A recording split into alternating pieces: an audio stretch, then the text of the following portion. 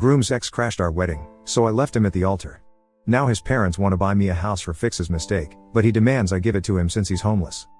Hi, so I was supposed to get married last month, but that ended up not happening because my ex-fiancé Scott is an idiot. And now he's driving me crazy because his parents want to buy me a house to compensate for his idiotic behavior, and he thinks that I shouldn't accept it. I don't understand what to do now. For context, Scott and I are both 25. We met in college and have been together since graduation. He didn't ask me out before, even though we had a back and forth flirtation thing going on ever since we became friends in our second semester. However, after we graduated, he finally worked up the courage to ask me out and I said yes. After dating for a couple of years, he proposed to me last year and I said yes. He and I have had a perfect relationship and I didn't think anything could possibly go wrong, but man, was I wrong. Before me, Scott had been with only one other woman, and that was his childhood sweetheart. Let's call her Caroline. I had never personally met her, but I had seen a couple of photos of her from his high school yearbooks. They had been voted best couple when they graduated, and it made sense because they had been together since middle school. He never spoke about her, but I did get to know from a couple of his friends that they had been inseparable while they were growing up. They had been best friends when they were in elementary school, which turned into a relationship by middle school, and by the time they were in high school, they were actually planning to get married. Unfortunately, it didn't work for them because Caroline's father wanted her to go to business school in New York, which was really far away. They tried to make things work and continue the long-distance relationship, but they couldn't, and it led to a lot of fighting. So they broke up a few months after college started. I didn't know about any of this until much later because Scott introduced me to his school friends after we had already been together for 3 months. I did find it weird that he hadn't mentioned anything about Caroline when we first started dating, because it felt like a pretty significant thing to skip telling me since they had been together for so long and even had plans to get married after college. Also, the fact that they had broken up in the first year of college, and by then, Scott and I were already friends and did have a bit of a cute little flirtatious thing going on. I had no idea he was struggling with a breakup at the time. Even after we started dating, he didn't tell me anything about Caroline. And since he had deleted all photos of her from his social media, I couldn't find out about her myself either while I was stalking him before we started dating. I don't think his school friends would have mentioned Caroline either, but one of them slipped up. The day I learned about her had also been the day of our first big fight as a couple, so I remember it quite clearly, obviously. It had been his birthday and he had invited all his school friends over so he could introduce me to them and we could have dinner together.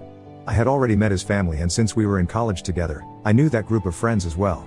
These were the only people who didn't know me, so we hosted a special dinner on the day of his birthday for them to get to know me, but it was actually I who got to know Scott better that day.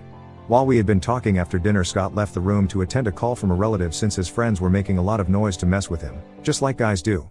Once he was outside, one of his friends mentioned that he was pleased to see that he and I were so happy together because he genuinely hadn't expected Scott to ever be able to move on from Caroline.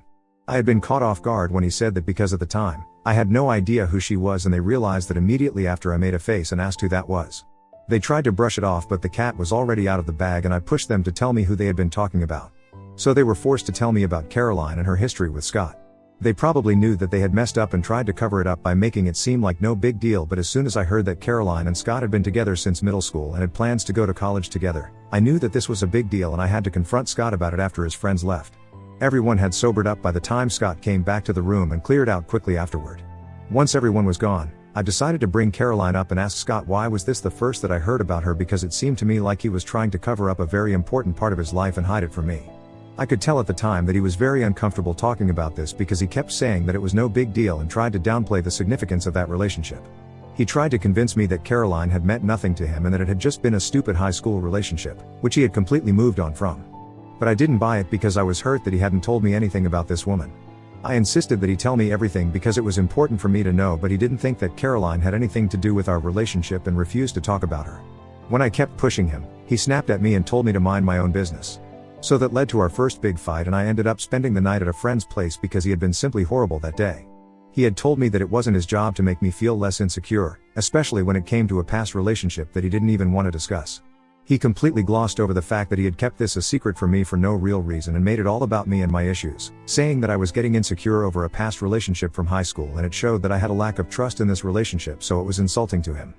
He somehow convinced me that I was getting upset for no reason and that the only reason he hadn't told me about Caroline was because he knew that I would react exactly the way that I did and get upset because he had been with her for a long time.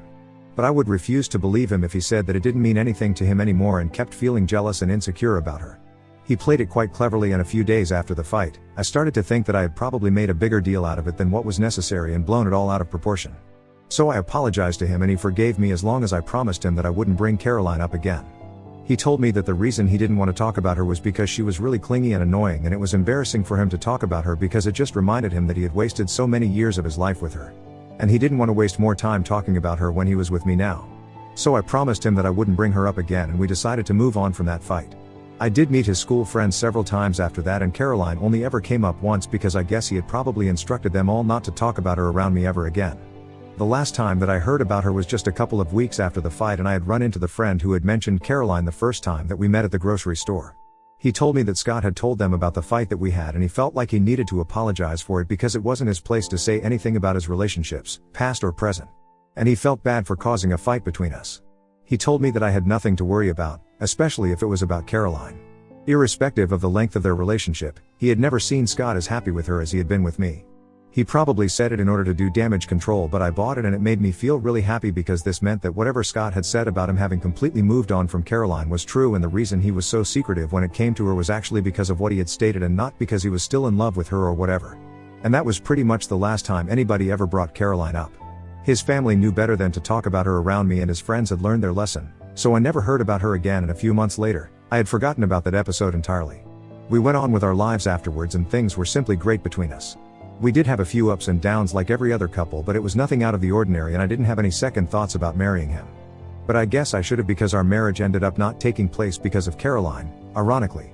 So I guess I should have taken her more seriously instead of being overly confident in the strength of our relationship. Things had been great even up until the morning of the wedding, and Scott had been as happy as I had ever seen him. There was literally no way that I, or literally anyone, could have predicted what was about to happen. I had even walked down the aisle and he was about to say his vows when any bride's worst nightmare happened. Caroline came running through the entrance and demanded that we stop the ceremony and that she couldn't let this take place, especially when she knew that Scott was her soulmate. I knew what Caroline looked like. I had seen her before in the yearbook photos, and I had wished that I would never have to see her in real life because I couldn't imagine any happy circumstances that would lead to us meeting. I was in shock, and I froze up there at the altar, as did Scott and everyone else who was present there. We didn't have any security measures in place because this was supposed to be a really private and intimate ceremony, and there were really not many guests who knew about this anyway, so hiring a security team didn't seem like a priority. We were also having this ceremony on Scott's uncle's property, which wasn't open to the public, and most people didn't know about it. I regretted all of that later, once I realized that the wedding wasn't going to happen. But while I was standing there at the altar and waiting for someone to say something, the only thing that I could think of was that Scott was obviously going to kick her out, and he wouldn't entertain this because in the past, he had made it very clear that he didn't like her. So you guys can probably imagine how horrified I was when, instead of telling her to get out, Scott actually started talking to her about how she had managed to find us because we hadn't exactly publicized the details of our wedding. He seemed to have forgotten about the vows altogether and was just having a conversation with her while everybody looked confused. The two of them completely ignored me, and she started confessing her love to him at our wedding. She told him that she had found out about the wedding because she had still been in touch with a couple of his friends from school, and they had just casually mentioned it a couple of weeks ago. She told Scott that she hadn't ever stopped loving him, but she didn't come back all those years because their breakup had been really bitter and she had been waiting for him to come around. When she heard that he had started dating me, she thought she was going to give up on him, but after she learned that we were about to get married, she realized that she couldn't let this happen because then she would regret it for the rest of her life. The only reason she had even been late to the ceremony was because of the traffic, and she had actually intended on reaching about an hour before the ceremony was about to begin and talk to him in person. But that hadn't been possible, and so she had to interrupt the wedding after it had already started. She told him that she loved him and always had, and now it was up to him if he wanted to work things out with her, but if he was sure about me, then she would leave the ceremony and we could all pretend like this never happened. This discussion had been happening right in front of me. And strangely enough, since he was actually entertaining it, nobody knew whether to kick her out or just to let them talk. When Caroline said that she would leave if Scott was sure about me, I thought that he was finally going to tell her to go away because the opportunity to do so was right there, and I was actually willing to forgive him even up until that point. But instead of saying that he was sure of me and was going to go ahead with the wedding, he started arguing with her instead of just doing the normal thing. He told her that she had been unfair to him by attending a different college and breaking up with him because that had never been part of the plan, and now she was here confusing him, just because she hadn't been able to make up her own mind. He accused her of being selfish and never thinking about his feelings, and Caroline apologized for it and tried to tell him that she would change. By then, almost 10 minutes had passed since she interrupted the ceremony, and I had come back to my senses. They were having a full-blown conversation about the past, and I realized that this was turning into all about them. I was nothing but a supporting character by that point. I felt incredibly hurt that Scott was entertaining this conversation instead of just showing her out, and all eyes were on them now. Even my parents and my bridesmaids were frozen to their spots because they didn't know what to do, and I can't even blame them for it because everything that was happening was just so strange. I couldn't take it anymore, so I decided to walk away instead because it had become increasingly clear to me that no matter what Scott said, he still did have some feelings for Caroline and had been playing me like a fool all along. Even as I started walking away from the altar, he didn't try to stop me and only said that he would get back to me when he had dealt with the situation at hand and that I could go wait in my hotel room until he had sorted things out here. Once I was inside my room, I completely broke down because it was insane to me that instead of kicking her out of the venue, Scott was actually trying to talk to her and making it all worse than it already was. My wedding day was supposed to be the happiest day of my life, but because of Scott and Caroline, it turned into a complete nightmare, something straight out of a badly made rom-com. And as it turns out, I was not the leading character here. I was the idiot who gets dumped on her wedding day because the guy is still in love with his ex, but I had been too blind and stupid to realize it earlier. While I was having a breakdown in my room, my parents and my bridesmaids came by a little later, maybe 15 minutes after I left, and told me that they had left the venue because Scott and Caroline were still talking and had excused themselves to have a private conversation before they returned to the ceremony. I couldn't believe it and started crying again because at that point, there was just no hope and I knew that I wasn't going to get married that day. My parents told me that they had told all the guests from our side of the family to go home and then come up to my room because they didn't think that the wedding was going to happen. They suggested that they take me home with them because this was quite insulting for everyone, and I said yes to that. So instead of waiting for Scott to be done with his conversation with Caroline and finally come to talk to me, I decided to go back home with my parents. My bridesmaids very graciously offered to take care of the situation with the guests so that I could deal with this on my own, and within an hour, I had packed up my things and was heading back home with my parents. I kept crying throughout the car ride while my mother tried to comfort me, but even then, some small part of me was hoping that maybe Scott would call me and ask me to come back, or he would beg me for forgiveness and then we could still get married, because I refused to believe that this was happening to me right now. However, he didn't try to reach out to me until the evening, and that was only to explain to me that he had decided not to get married or to get back with Caroline. Because he felt like neither of those options were suitable for him right now and he needed to be alone for a while so he could sort out how he felt about both of us inside his own head before he came to a conclusion. So all of that had been for nothing, eventually. In the text, he told me that he had been talking to Caroline for a really long time and they had discussed everything that had been left unsaid during their breakup. In doing so, he realized that maybe he hadn't completely moved on from her, which is why it had been so difficult for him to talk about her, but now he couldn't run away from his feelings anymore. And he didn't think that it was fair to me, so he was breaking things off with both of us until he was clear about what he felt. He mentioned that his parents were going to take care of all the expenses so I didn't have to worry about any of it, and then he said that he was terribly sorry for whatever had happened and for ruining what was supposed to be a beautiful day. He said that he hoped that I could forgive him someday, but until then, he felt that we should take some time apart. When I read that text, I swear I started crying so hard that I almost threw up because I was devastated. I actually felt physically ill for the next couple of days and couldn't even go back to my house, so I had to stay with my parents while they nursed me back to health. Scott's parents handled everything and were actually pretty nice to me because they reached out to me a few days after the day of the wedding and apologized to me for what their son had done. They told me that they were really ashamed of everything that had happened and were willing to do whatever it took to make it up to me. But I couldn't ask anything of them because this wasn't their fault. They were really decent people and Scott's behavior was all about him. They had nothing to do with that. So that was it, and once the wedding vendors had been paid off, I decided to take a break and just sort of process everything that had happened. Because it's not every day that you spend months planning a wedding with a man that you love, only to have it ruined by his ex-girlfriend. I can joke about it now because it's been almost a month and I have been talking about this in therapy and trying to work out my feelings. But it still hurts.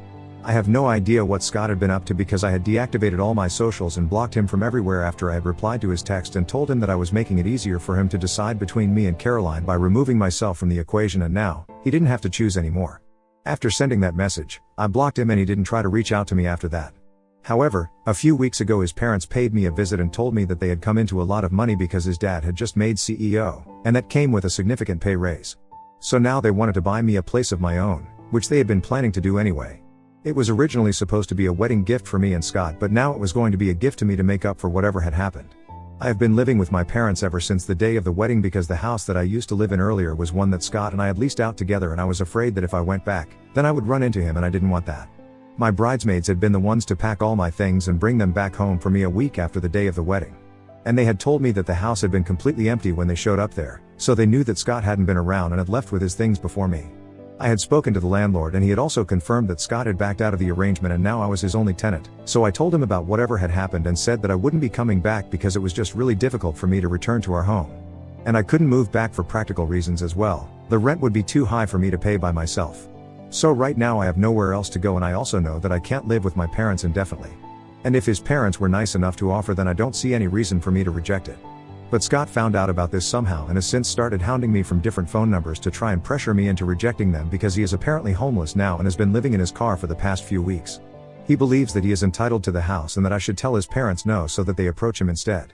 He hasn't explained anything to me like how he ended up homeless and living in his car or why he isn't on speaking terms with his parents anymore and claims that it's none of my business. But he keeps saying that I can't accept the offer because he needs a house more than me right now and it would be really selfish of me to say yes. I really want a place of my own and I don't think that there is anything wrong with me accepting his parents' offer. AmITheA, if I let my ex-fiancé's parents buy me a house while he's homeless?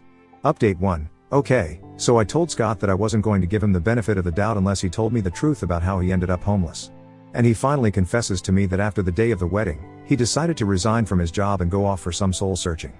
He didn't even wait for the 2 weeks and just took off. He ended up spending a week in the Japanese islands and blew through a lot of his money. He didn't keep in touch with anyone for that 1 week, not even his parents. He had been expecting his parents to help him out by letting him live with them when he came back, but they were obviously really angry because he had disappeared without a word and hadn't even bothered to give them an explanation. But now he expected them to help him out just because he was back. So they got into a big fight and he told them that he didn't need their help, but he soon realized that he had no place to go since he had ended his lease for our old place and he couldn't count on his parents. He could get a new apartment, but that would take some time and he didn't have a stable income right now, so he also had to look for jobs. He couldn't live with any of his friends either because he had fought with them as well after the day of the wedding, for being loose-lipped around Caroline and telling her about the details of the wedding, and none of them were talking to him anymore. So he had no one at the moment, but thankfully he heard about his parents' offer to me from his father's realtor. That guy didn't know about the wedding falling through and had contacted him to ask what kind of house he was looking for because he had assumed that when Scott's father told him to start preparing a list of potential properties, he was probably referring to the wedding gift that they had discussed earlier. And so he had reached out to Scott, which is how he found out that his father was buying a house, and he knew that it was for me because his father had told his realtor to look for places near my workplace. It was actually quite impressive because it must have taken him a lot of detective work to come to that conclusion, but now that I knew the truth and all my questions had been answered, I had no use for him anymore. So I disconnected the call once he was done talking and blocked that number as well.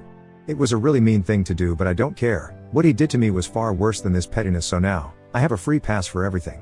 Update 2. I finally reached out to Scott's parents and I told them that I was ready to accept their offer because I really felt like I deserved it. I also told them about Scott's homelessness and they told me that they were ready to help him out as soon as he came to his senses and apologized to them.